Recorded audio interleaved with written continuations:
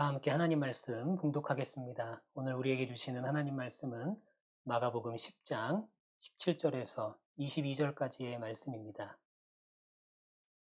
예수께서 길을 떠나시는데 한 사람이 달려와서 그 앞에 무릎을 꿇고 그에게 물었다. 선하신 선생님, 내가 영원한 생명을 얻으려면 무엇을 해야 합니까? 예수께서 그에게 말씀하셨다. 어찌하여 너는 나를 선하다고 하느냐? 하나님 한 분밖에는 선한 분이 없다. 너는 계명을 알고 있을 것이다. 살인하지 말아라. 간음하지 말아라. 도둑질하지 말아라. 거짓으로 증언하지 말아라. 속여서 빼앗지 말아라. 내 부모를 공경하여라 하지 않았느냐? 그가 예수께 말하였다. 선생님, 나는 이 모든 것을 어려서부터 다 지켰습니다. 예수께서 그를 눈여겨보시고 사랑스럽게 여기셨다. 그리고 그에게 말씀하셨다. 너에게는 한 가지 부족한 것이 있다. 가서 내가 가진 것을 다 팔아서 가난한 사람들에게 주어라. 그리하면 내가 하늘에서 보화를 차지하게 될 것이다. 그리고 와서 나를 따라라. 그러나 그는 이 말씀 때문에 울상을 짓고 근심하면서 떠나갔다. 그에게는 재산이 많았기 때문이다. 아멘. 하나님의 말씀입니다. 말씀을 주신 하나님께 감사드립니다. 네. 늘 여러분들 하나님 말씀 앞에 이렇게 화답할 수 있는 그런 삶을 살게 되시기를 소망합니다. 오늘 마가복음 29번째 말씀을 나누는 시간입니다. 그가 떠난 진짜 이유라는 제목으로 함께 말씀을 나누겠습니다. 작은 작은 오해로 인해서 생겨나는 문제들을 우리는 종종 경험하게 됩니다. 세계 2차 대전이 종료된 직후에 필리핀에서 있었던 일입니다. 이 필리핀 루방섬 정글에는 전쟁 후에도 상당수의 일본군들이 남아 있었다고 합니다. 연합군 헬리콥터가 저공 비행을 하면서 이제 전쟁이 끝났다고 이제 투항하면 일본으로 조국으로 보내주겠다고 그렇게 방송을 하기도 하고 또 그런 내용을 적은 이 전단을 이 정글에 뿌리기도 했습니다. 그런데 문제는 이 방송을 듣고 이런 전단을 본 일본 군들 중에는 이것을 연합군의 전략으로 그렇게 오해한 사람들이 있었다는 거예요. 그래서 그렇게 오해한 사람들은 오히려 더 깊은 정글로, 더 깊은 산속으로 그렇게 들어갔다고 합니다. 그리고 그곳에서 숨어 살면서 그 중에 몇 명은 자신들만의 전쟁을 계속해서 이어갔다는 거죠. 그리고 실제로 1945년도에 전쟁이 끝났는데 1974년에 전쟁이 끝난 지 29년, 거의 30년 만이죠. 30년이 지나서 산속에 살던 필리핀이 루방섬 정글에 살던 오노다 히로라는 일본군 장교가 실제로 발견되기도 했었습니다. 작은 오해 때문에 인생의 거의 30년을 잃어버린 아주 비극적인 그런 사건이 아닐까 그렇게 생각이 됩니다. 오늘 우리는 본문을 통해서 참 안타깝고 또 슬픈 비극의 사건이 기록되어 있음을 발견하게 되죠. 그리고 그 원인 역시도 오해였음을 우리는 말씀을 통해 깨닫게 됩니다. 본문에 한 사람이 나오죠. 한 사람이 나와서 예수님께 나오는 한 사람이 나오는데 마태복음에는 이 같은 사건을 한 청년이라고 기록하고 있습니다. 그러니까 이 마가복음에 나오는 이 한 사람은 한 청년이었던 거예요. 젊은 사람이었습니다. 그리고 동일한 사건을 누가복음에는 당시의 엘리트 계층이었던 관원이었다 이렇게 표현하고 있습니다. 그러니까 여기 나오는 이 한 사람은 젊고 또 엘리트 계층의 사람이었고 우리가 다 아는 것처럼 굉장히 부자였던 그런 사람이었죠. 그러니까 갖출 것을 다 갖추고 있는 그런 사람이라고 여러분들이 생각하시면 되겠습니다. 세상적으로 부족한 게 없어요. 모든 것을 가지고 있다고 생각되는 그런 사람입니다. 그런데 그런 사람이 지금 천국과 또 영생에 대해서 깊은 관심을 가지고 있었습니다. 사실 이 사실은 굉장히 고무적인 일이죠. 왜냐하면 부자들이나 또 사회 지도자들, 사회 지도층에 있는 사람들은 사실은 내세보다도 현실에 더 많은 관심을 가지고 있을 때가 더 많기 때문입니다. 어, 이는 과거나 지금이나 마찬가지죠. 과거에도 그렇고 지금도 그렇죠. 젊고 부자였고 엘리트였던 이 한 청년이 예수님을 찾아와서 지금 영생에 대해서 물어보고 있는 겁니다. 참으로 기특한 일이죠. 그리고 그는 예수님을 찾아왔어요. 가장 명확한 해답을 주실 수 있는 분을 발견했고 또 그 예수님께 영생에 대한 질문을 가지고 찾아왔다는 것이죠. 그런데 이 이야기의 결론이 어떻게 납니까?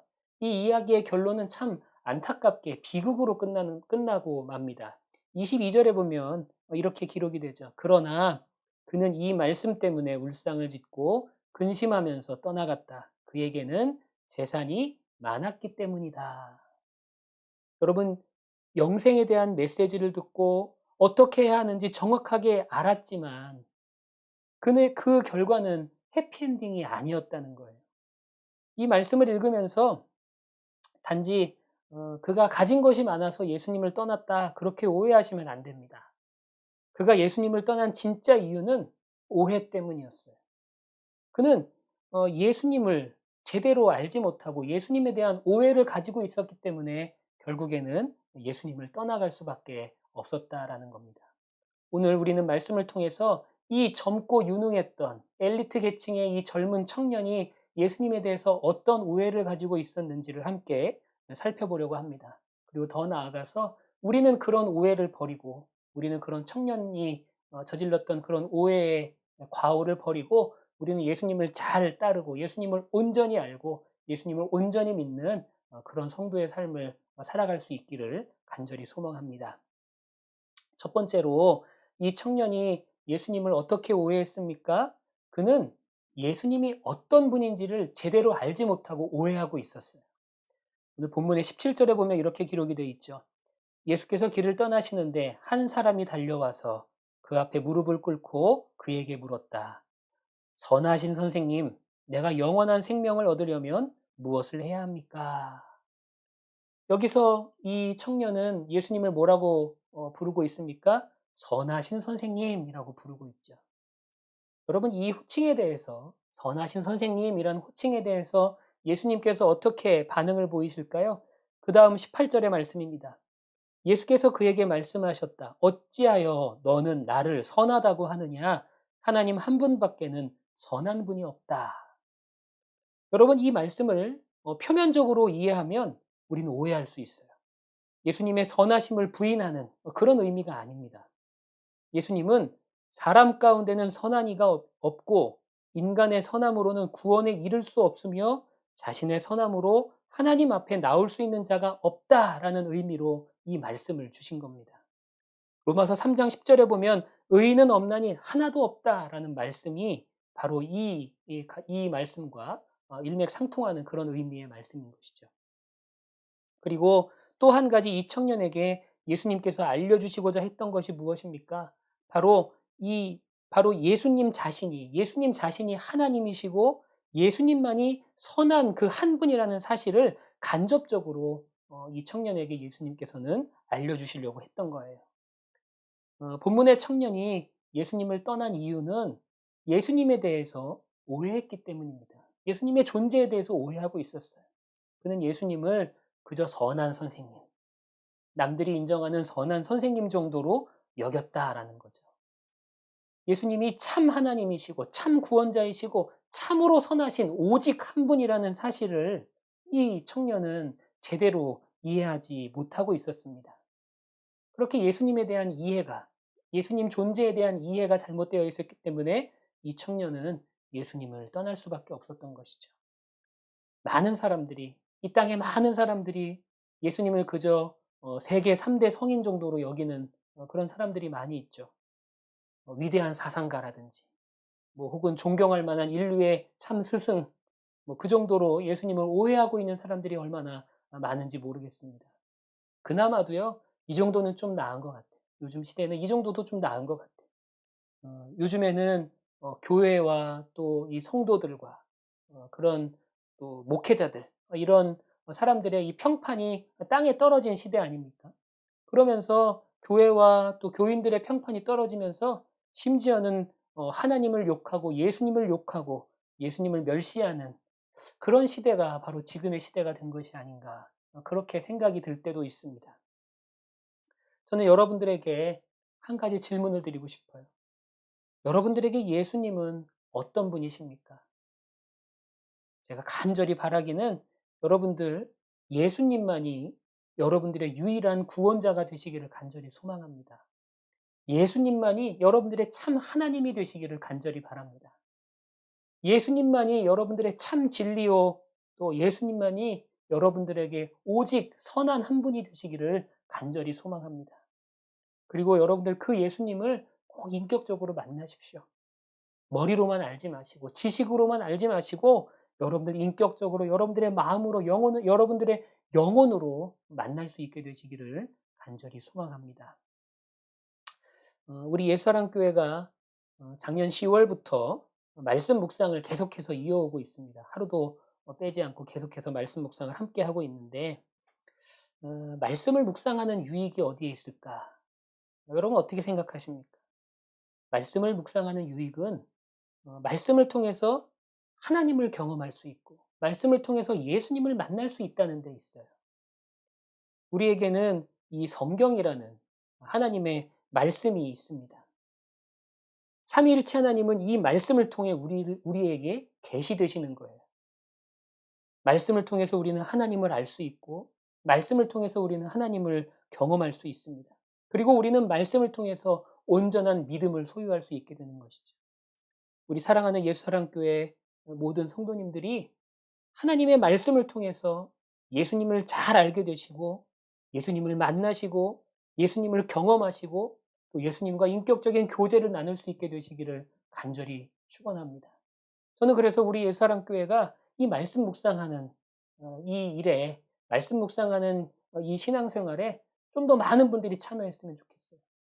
지금은 원하시는 분들에게만 제가 아침마다 메시지를 보내드리고 또 설교를 보내드리고 있는데 우리 교회 모든 교우님들이 이 말씀 묵상에 참여하셔서 이 말씀 묵상을 통해서 예수님을 만나는 예수님을 진심으로 알아가는 그런 역사가 우리 교회 가운데 꼭 일어나기를 간절히 소망합니다. 두 번째로 이 청년이 가지고 있었던 오해가 있었어요. 그것이 뭐냐면 이 청년은 구원에 대한 오해를 가지고 있었습니다. 구원에 대한 오해를 가지고 있었어요. 청년이 영생에 대해서 질문을 던진 건 참 기특한 일이죠. 그런데 이 청년의 질문을 자세히 우리가 살펴보면 신학적으로 그리고 교리적으로 잘못된 전제를 가지고 질문을 하고 있음을 우리는 알 수 있게 됩니다. 그가 질문한 내용이 무엇입니까? 내가 무엇을 해야 영생을 얻을 수 있습니까? 라고 질문을 하죠. 여러분, 이 질문에는요, 매우 심각한 오해를 내포하고 있다는 것을 여러분들이 아셔야 됩니다. 바로 영생을 얻기 위해서 내가 무엇을 해야 한다는 전제, 이것이 잘못됐다는 거죠. 내가 무엇을 해야지만, 또 내가 어떤 업적을 남겨야지만, 어떤 조건에 만족해야지만 하나님께서 내게 구원을 허락하실 것이다 라는 그런 전제로 이야기하고 있는 것입니다. 이런 구원에 대한 오해는 우리가 흔히 하고 있는 오해 중에 하나인 것 같아요.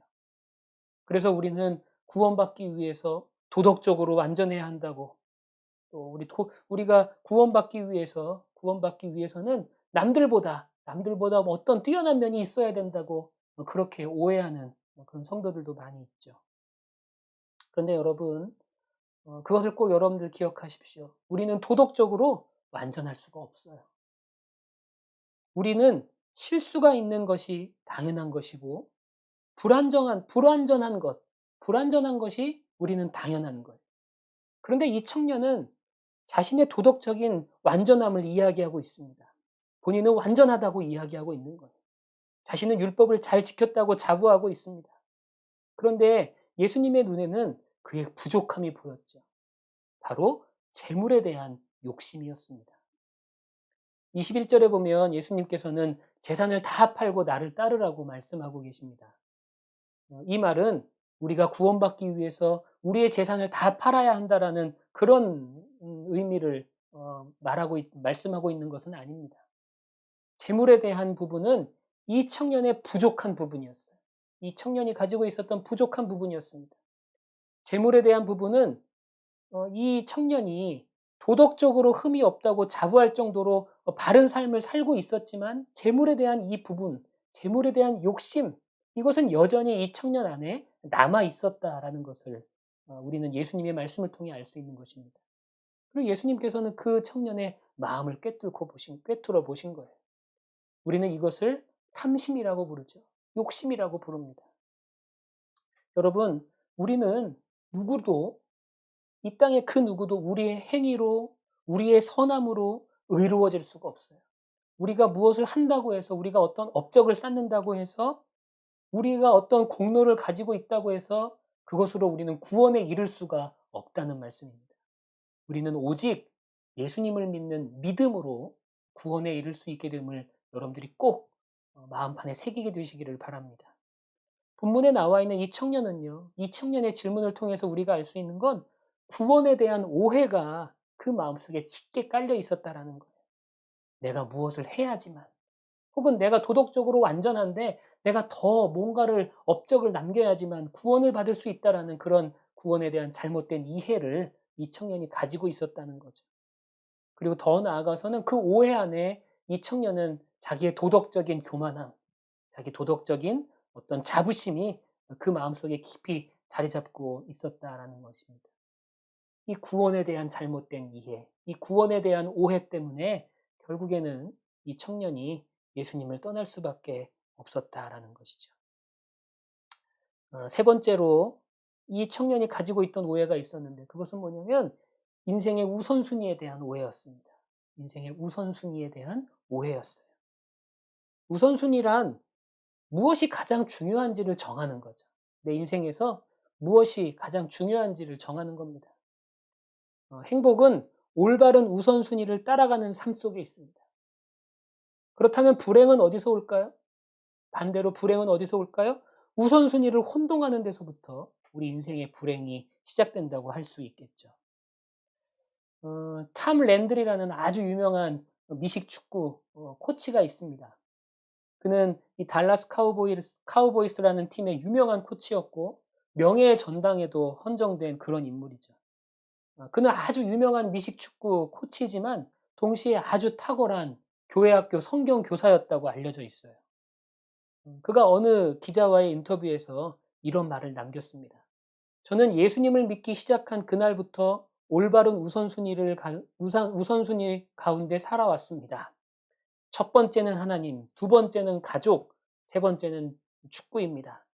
저는 이 우선순위가 단 한 번도 흔들린 적이 없습니다. 이렇게 고백했다는 거죠. 여러분 참 멋진 고백 아닙니까? 저와 여러분들도 꼭 이렇게 고백할 수 있게 되기를 소망합니다. 우리들의 인생의 우선순위를 하나님께 두고 내 인생에서 가장 중요한 부분을 하나님께 드릴 수 있는 그런 우선순위를 가지고 살아갈 수 있는 저와 여러분들 되시기를 소망합니다. 기독교 전승을 통해 내려오는 아주 유명한 명언이 있습니다. 순교자의 피가 교회의 씨앗이 된다라는 말이에요. 교부 터툴리안의 말입니다. 순교자는 어떤 사람입니까? 순교자. 한마디로 자기 인생의 모든 것보다 심지어는 자신의 생명보다도 하나님을 우선순위에 둔 사람. 우리는 그렇게 정의할 수 있지 않겠습니까? 그런 순교자들을 통해서 이 땅에 교회가 세워지고 이 땅에 교회가 이 전 세계의 교회가 생겨나게 됐다는 거죠. 이 순교에 대해서 어느 목사님이 이런 표현을 하셨어요. 참 재밌는 표현이고 우리가 꼭 알아야 되는 표현인데 세상에는 두 가지의 순교가 있다는 겁니다. 이 목사님께서는 색깔로서 이 순교를 표현하셨는데 첫 번째는 백색 순교, 두 번째는 적색 순교입니다. 백색 순교는 뭐냐? 백색 순교자, 백색 순교는 뭐냐? 이 땅에 살면서 예수님을 위해서 복음을 위해 사는 사람들. 그리고 복음을 위해 살면서 억울함에 처하기도 하고 고난을 당하기도 하고 비난을 당하기도 하는 사람들이 있어요. 복음을 위해 살면서 겪게 되는 모든 불의한 일들을 감당하는 사람들, 이 목사님은 이러한 사람들을 백색 순교자다 그렇게 표현하셨더라고요. 이 백색 순교자의 또 다른 말로는 우리가 얼마 전에 말씀 함께 나눴던 십자가를 지는 삶, 우리는 그렇게 표현할 수 있겠습니다. 예수님 때문에 고난당하는 삶, 복음을 전하기 위해서 고난당하는 삶, 그리고 그러한 삶을 기쁨으로 감내하는 삶. 여러분, 그런 인생이 바로 백색 순교자의 인생이다. 우리는 그렇게 알 수 있겠습니다. 그렇다면 적색 순교자는 어떤 사람들입니까? 그 백색 순교자들 중에서 예수님 때문에 고난도 감내하는 그런 사람들 중에서 자신의 생명을 다하기까지 세상에 저항하는 사람들이 있다는 거예요. 악한 영의 세력에 저항하는 사람들이 있다는 겁니다.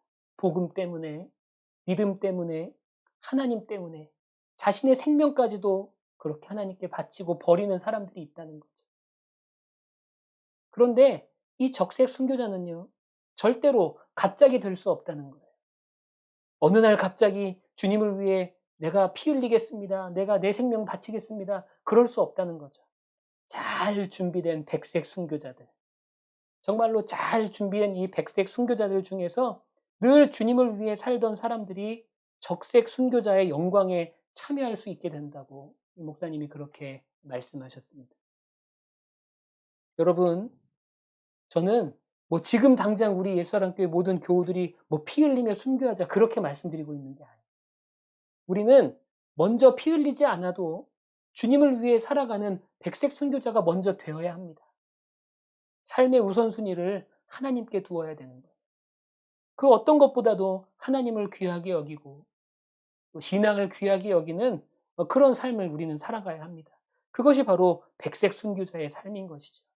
내가 짊어지고 가야 할 고난과 고통까지도 감내하는 그런 삶, 그런 백색 순교자의 삶을 우리 모두가 살아갈 수 있게 되기를 간절히 소망합니다.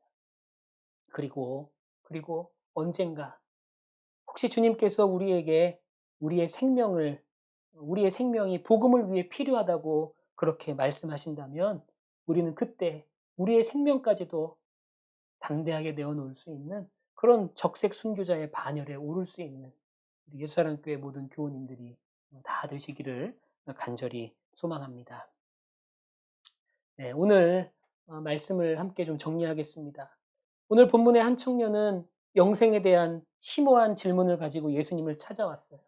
그렇지만 너무나 아쉽게도 그는 결론적으로 예수님을 따르지 못했습니다. 결국 예수님을 떠나게 되었어요. 그 이유가 무엇이었습니까? 이 청년이 가지고 있었던 오해 때문이었다는 거죠. 어떤 오해였습니까? 첫 번째는 예수님에 대한 오해였습니다. 그는 그저 예수님을 선한 선생님 그 정도로만 생각하고 있었다는 거죠. 예수님만이 참 선한 분이며 더 나아가 참 하나님이시며 참 구원자가 되시고 참 진리가 되신다는 사실을 제대로 알지 못했습니다. 그래서 그는 예수님을 떠날 수밖에 없었던 것이죠. 두 번째로는 구원에 대한 오해였어요. 구원. 구체적으로 무엇인가를 해야지만, 도덕적으로 완전해야지만 구원에 이를 수 있다는 잘못된 전제를 가지고 있었던 겁니다. 구원으로 인도하는 길은 오직 하나님에 대한 믿음뿐인데 그 믿음이 아닌 다른 것들로 인해서 구원을 얻고자 노력했기 때문에 이 청년은 결국은 구원에 대한 온전한 해답을 갖지 못하고 예수님을 떠날 수밖에 없었다는 거죠. 그리고 세 번째는 이 청년이 인생의 우선순위에 대한 오해를 가지고 있었다는 거예요. 가장 중요한 것, 가장 중요한 자리에 하나님을 두어야 되는데 이 청년은 가장 중요한 곳에 재물을 두었다는 거죠. 그리고 그 재물에 대한 욕심 때문에 자기 인생의 우선순위를 잘못 설정했기 때문에 그 오해 때문에 예수님께로 나아오지 못했다라는 겁니다. 여러분, 우리가 살면서 우리 또한 이러한 오해를 가지고 신앙생활하고 있지는 않은지 우리가 다시 한번 내 신앙을 점검할 수 있는 그런 시간이 오늘 우리의 예배 시간이 되기를 소망합니다.